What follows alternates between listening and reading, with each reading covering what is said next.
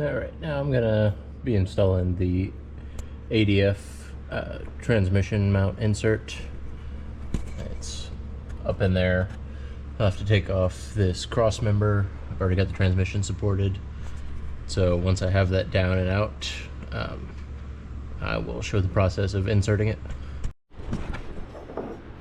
So I got the transmission mount out. Simple enough. And then here's the 60 durometer insert that I will have to, it's upside down, push into there. I've got some lube nearby, a couple of C-clamps if it gets too difficult. I'll show it once it's done. Okay, I got that in. It was actually relatively easy. I dipped it down in this fashion, got one side in, then the other, and then just pushed it through. A little bit of lube makes all of the difference. So now bolt it back up and go test drive. Okay, this is what transmission looks like without the mount on there. There's 2 bolts on either side that have to come out. This heat shield has 2 bolts on it. There's the cross member.